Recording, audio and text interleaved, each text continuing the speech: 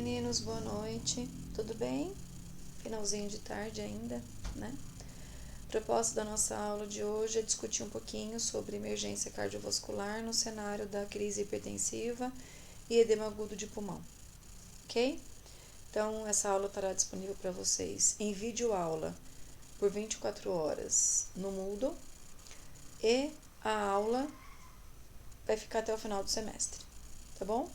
E aí, qualquer dúvida que vocês tenham, eu vou estar à disposição de vocês, tanto pelo fórum, como também pelo WhatsApp, né? Qual for a maneira mais fácil para vocês, para a gente esclarecer as dúvidas, certo?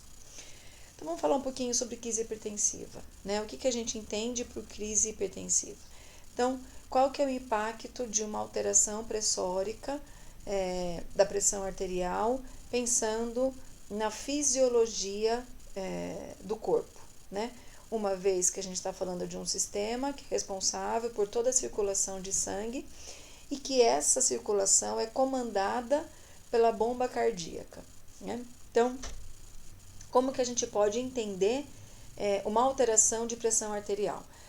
Lembrando que a pressão arterial é a pressão que o sangue exerce dentro da parede dos vasos e é a relação entre resistência periférica, certo? E débito cardíaco.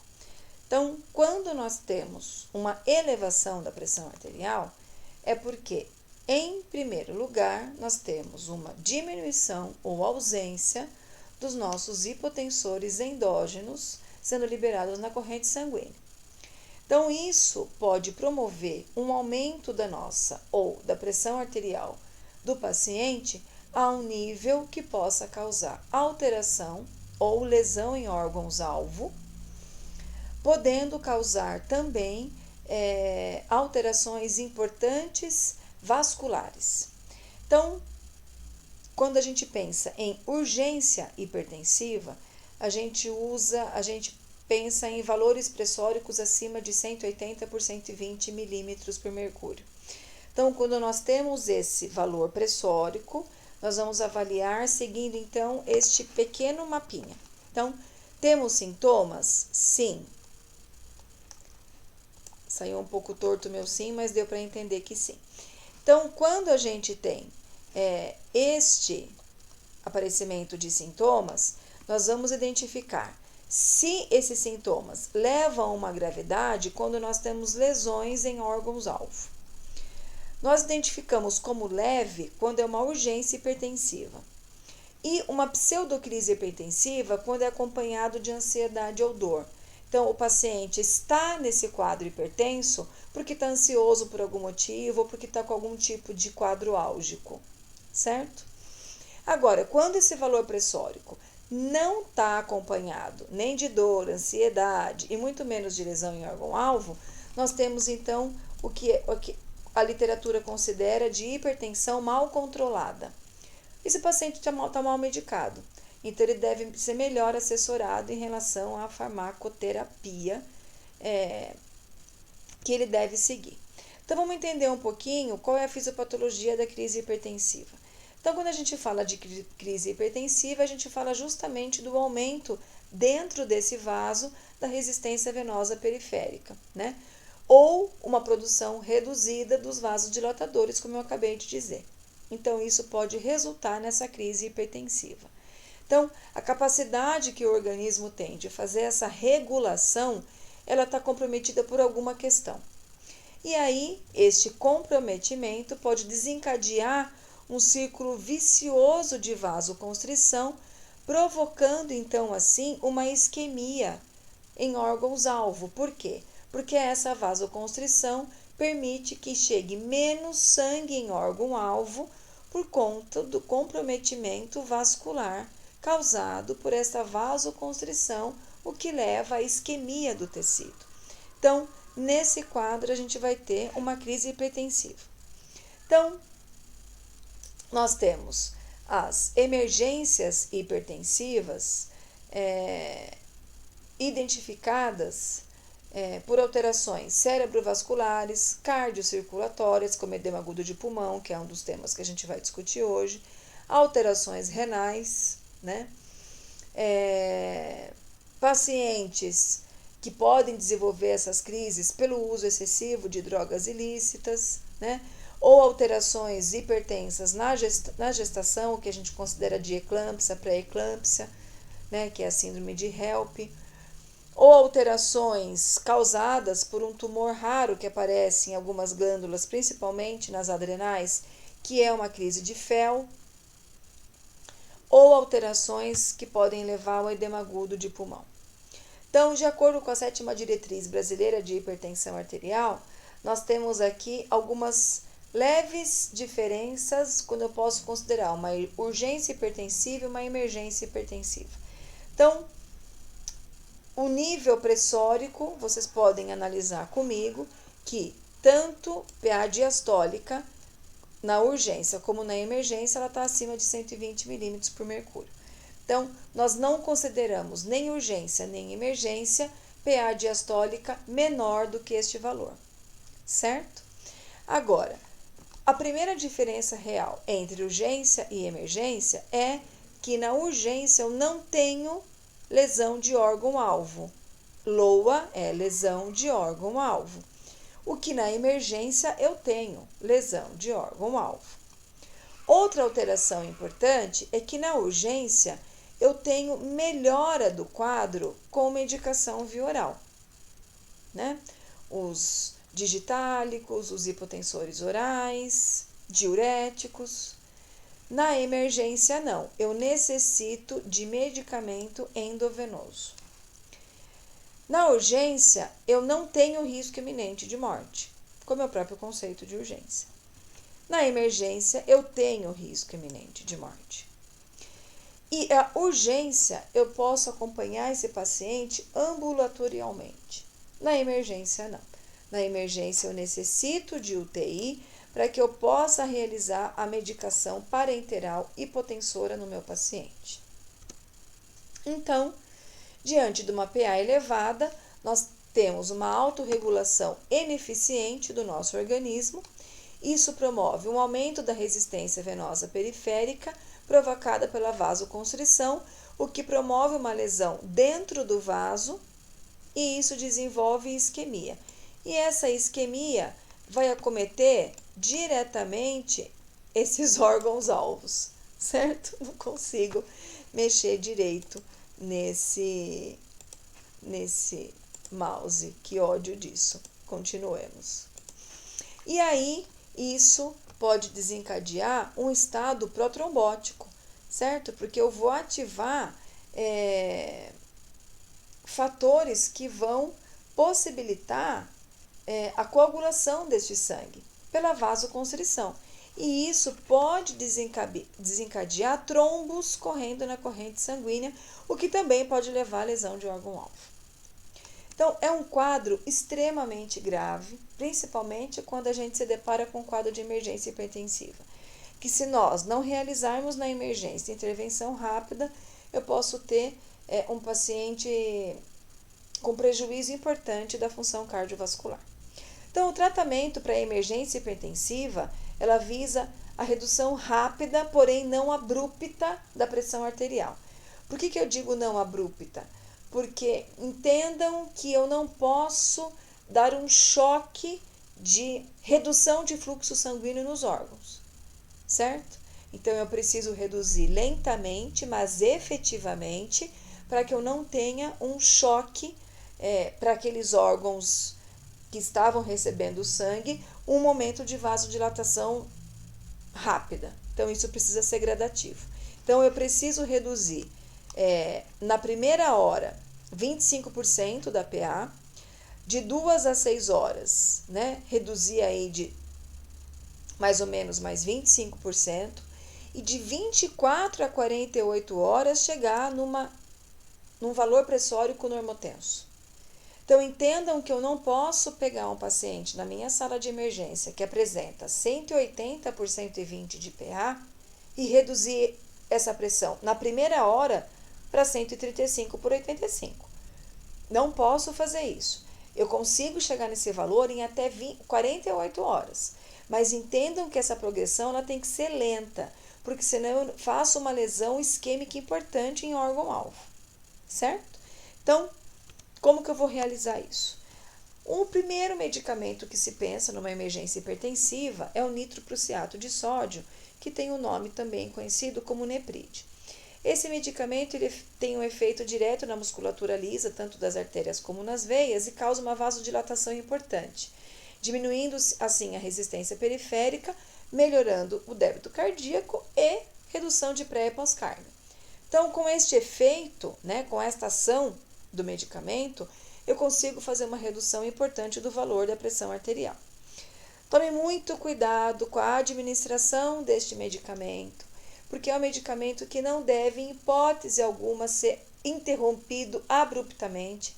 Então, esse paciente vai receber esse medicamento em bomba de infusão e eu vou reduzindo gradativamente o tempo de infusão, certo? Essa é a primeira questão. A segunda é um medicamento que pode promover intoxicação no meu paciente.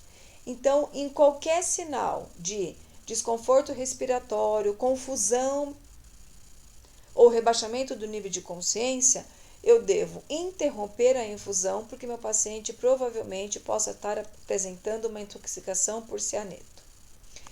E terceira questão é que é um medicamento fotossensível.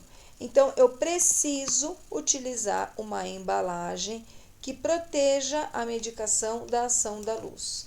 Esta proteção vai impedir que a ação da luz interfira no componente deste medicamento, impedindo assim a alteração da ação desse medicamento no paciente. Ok? Então,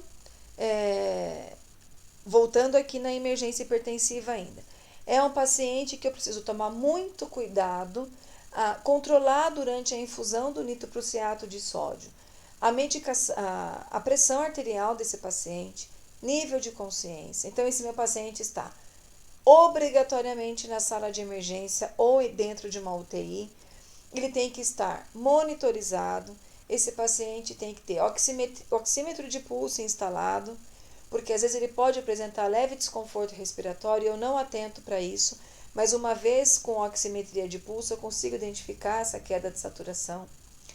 Atentar para nível de consciência e controlar rigorosamente a pressão arterial, até o momento que essa pressão arterial ela se estabelece num nível onde o médico vai optar pelo aumento da infusão da bomba de infusão ou a manutenção, certo? Atentar para outras questões importantes, como dor, como presença de náusea, vômito. Os outros sintomas nós vamos tratar também. Então, associa-se aí o tratamento sintomático por outras questões. Ok? Muito bem. Como já visto em saúde do adulto, raramente um paciente faz uma crise hipertensiva emergencial sem ter nenhum histórico cardiovascular anterior, né? Então, é muito comum que o nosso paciente apresente uma crise hipertensiva associada a uma disfunção cardiovascular. Então, é muito comum que os nossos pacientes cheguem na nossa sala de emergência com essa imagem radiográfica. Então, de primeira instância, o que eu penso nessa imagem radiográfica, né? Porque o meu paciente, eu já instalei o meu Nepride e peço para o raio-x vir dentro da emergência para fazer um raio-x no leito. E aí o raio-x chega para mim com essa imagem, né? Então, vamos entender essa imagem aqui, primeira, como uma imagem normal e esta aqui uma imagem com várias alterações. Então, a primeira alteração que você percebe é a cúpula cardíaca, né? O que essa cúpula cardíaca está apresentando para a gente? Essa cúpula cardíaca aqui apresenta um aumento da área. E esse aumento da cúpula cardíaca representa para a gente o aumento da área cardíaca. Fora essa alteração, a gente também percebe total velamento de ambas as áreas de ápice pulmonar. E isso pode ser condizente a qual tipo de alteração?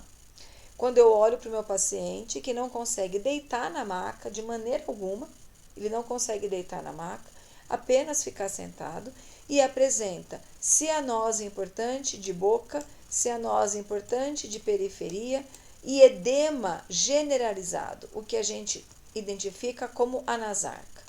Então, essa crise hipertensiva associada a essa imagem radiográfica e esse estereótipo de paciente que a gente está vendo nessa imagem, né? Um paciente com retração de fúrcula, uso de musculatura acessória, retração de fúrcula, um desconforto absurdo para respirar, a gente leva esse paciente, a gente pode imaginar que esse paciente esteja apresentando que tipo de quadro?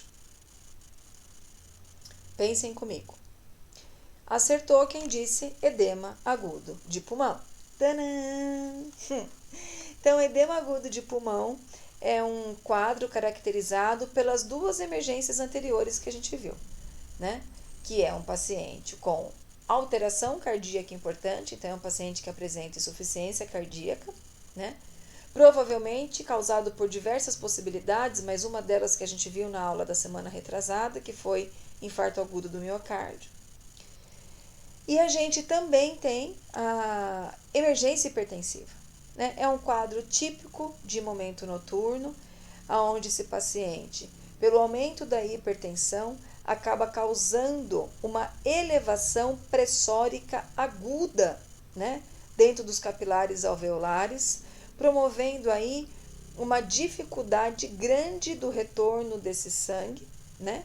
Pensando em pequena circulação, e promovendo aí uma dificuldade de troca gasosa. Por quê? Porque esses alvéolos estão transsudados de líquido por conta do aumento da pressão hidrostática dentro dos capilares. Então, meninos, nós temos essa seguinte imagem aqui, ó. Pela insuficiência, né, do coração de bombear este fluxo, acabou desencadeando um aumento da pressão hidrostática, tendo uma transsudação de líquido para os capilares, e esse acúmulo de líquido nos capilares impede a troca gasosa. Então, impede a absorção de O2 e eliminação de CO2, o que desenvolve aí um desconforto respiratório importante, onde eu tenho que imediatamente tentar fazer uma correção dessa função cardíaca, porque eu não consigo retirar este líquido daí se não for com o aumento da circulação do meu paciente, né? Então, geralmente eu tenho uma insuficiência cardíaca diastólica, né, por conta de alguma alteração importante, e aí eu preciso permitir com que esse coração volte a funcionar de um jeito que eu consiga retornar ou rever esse quadro de edema agudo de pulmão. Então, meu paciente chega na emergência com uma dispneia laboriosa, aquela dispneia cansada, sofrida, né? Ortopneia, dificuldade para respirar se não for na posição sentada, esse escarro róseo e espumoso, consequência da ruptura desse capilar alveolar, né?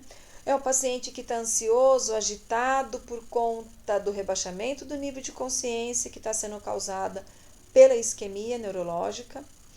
É um paciente com cianose, é um paciente que refere para a gente uma sensação de afogamento, porque ele não consegue fazer troca gasosa, ele só não sabe o porquê. Mas a gente sabe que dentro dos capilares existe a ruptura, né? Por conta da hipertensão hidrostática. Então, ele vai ter batimento de aleta nasal, né? A pele fria, acinzentada, cianótica. Então, é um paciente extremamente grave. Então, quando ele chega na nossa emergência, decúbito elevado com a perna para baixo, para ele conseguir se sentir um pouco confortável, né? Oxigênio, não muito, porque não adianta hiperoxigenar o nosso paciente se ele não tem como fazer essa troca gasosa, né? Importante a gente tentar reduzir o máximo que pode a pressão arterial, então é indicado nitrato de isosorbida ou nitroglicerina sublingual, mas essa é uma indicação discutível no cenário médico, então eu necessito aguardar a condução médica para a administração desse medicamento, como de todos os outros. Morfina, além dela melhorar a complacência pulmonar, ela permite também a redução da ansiedade. Então, permitindo assim que o paciente, se acalmando, faça menos esforço respiratório e consiga chegar aí talvez num equilíbrio mediano nesse contexto, né? Caso o meu paciente comece a apresentar rebaixamento de nível de consciência importante, com uma escala de coma de Glasgow inferior a 10, né, com possibilidade de rebaixar menos que 8, promover então aí uma ventilação mecânica para esse paciente, certo? Porém, é importante entender que esse paciente, uma vez entrando numa ventilação mecânica, principalmente em idoso, ele pode desenvolver como consequência dessa intubação uma infecção respiratória. Então é importante a gente tentar ao máximo evitar a intubação, porque uma vez esse paciente sendo intubado, a chance de tirar do tubo ou dele desenvolver uma infecção por conta do tubo é muito grande, certo? Então, quais são os tipos, né, ou as origens mais comuns, então? Então, nós temos o cardiogênico, né, que a gente já disse no começo da aula, que pode ter o IAM como uma das causas, né? A insuficiência cardíaca, também já discutido, algumas disfunções aórticas ou excesso de volume, certo? Quando o meu paciente tem excesso de volume, a bomba cardíaca do paciente não dá conta de bombear tanto sangue. Não cardiogênico pode ser causado por uma pneumonia grave, né? Uma sepse, um trauma grave e aspiração de conteúdo gástrico. Então, ambas as situações podem levar o nosso paciente a desenvolver edema agudo de pulmão.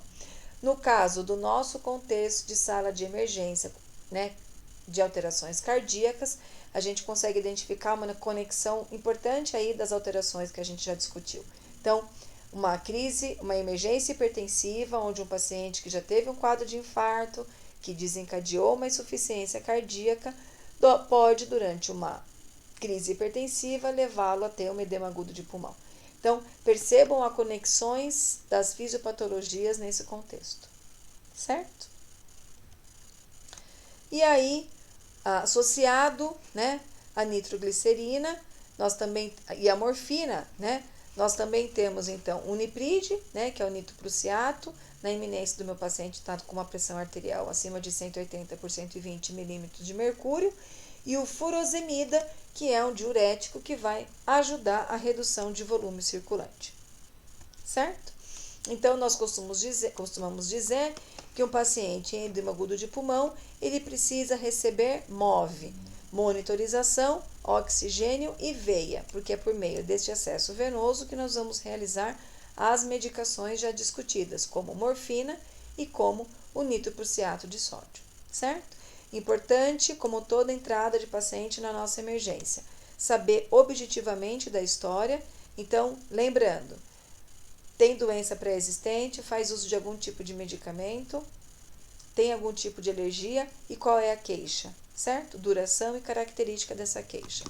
Então, exame físico direcionado com foco no sistema que apresenta alteração, né? E avaliar. Então, pacientes que têm alteração por foco cardiogênico podem provavelmente ter essa série de sinais e sintomas, como a gente já discutiu. Pacientes com foco não cardiogênico podem apresentar essas outras tantas, né? Percebam que o que está em preto é comum nos dois, né? Dispneia, taquipneia, hipoxemia e tosse com expectoração. Agora, o que está em azul é diferente do cardiogênico, né? Pode apresentar rebaixamento do nível de consciência, febre, né? Se for de origem por pneumonia, por exemplo, ou por sepse, extremidades quentes, diferente do cardiogênico, que nós temos extremidades frias, vômitos e ingestão de substâncias. Então, existe um quadro clínico muito semelhante em ambos, mas alguns são diferentes, certo? E a gente tem que atentar para isso. Então, exames que nós vamos realizar para esse paciente. Então, é importante pedir eletrocardiograma para saber a função elétrica cardíaca, as enzimas para ver se esse coração não está entrando em algum sofrimento muscular, BNT sérico, né, que é um hormônio liberado na corrente sanguínea, também em presença de sofrimento cardíaco. Hemograma, função renal, para a gente ver se não tem disfunção renal já acontecendo.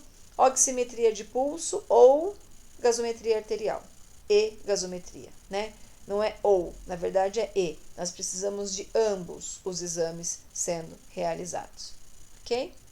E aí, esse é a característica do nosso paciente que chega na emergência, né? Então, é um paciente geralmente de idade, quando nós temos de origem cardiogênica, o edema agudo de pulmão, né? É um paciente que a gente já observa edema de membros inferiores e uma pele mais escurecida, justamente pela perfusão já ser prejudicada. Um paciente, além de uma certa idade, obeso, né? Que tem uma dificuldade grande para respirar. Então, a imagem radiográfica já mostra aqui uma cúpula cardíaca aumentada, um desconforto cardíaco importante, provavelmente por um histórico de hipertensão de longa data, onde esse paciente desenvolve ao longo do tempo uma hipertrofia cardíaca. Essa hipertrofia cardíaca desenvolve a cardiomegalia, essa cardiomegalia desenvolve a insuficiência cardíaca. E em meio a uma crise de emergência hipertensiva, ele pode desenvolver edema agudo de pulmão, certo? Importantíssimo a gente ter, para esse paciente na sala de emergência, a equipe de fisioterapia junto. Por quê? Porque a equipe de fisioterapia vai fazer o manejo da via respiratória, caso seja necessário.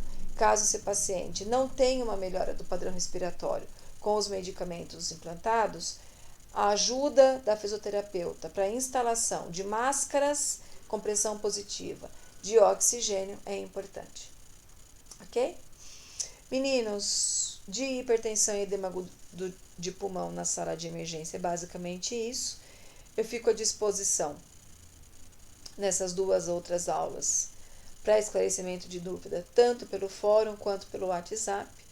E aí eu mando as orientações para a postagem do mapa conceitual desta aula de hoje para a próxima aula, ok? Uma boa semana a todos vocês e um grande abraço.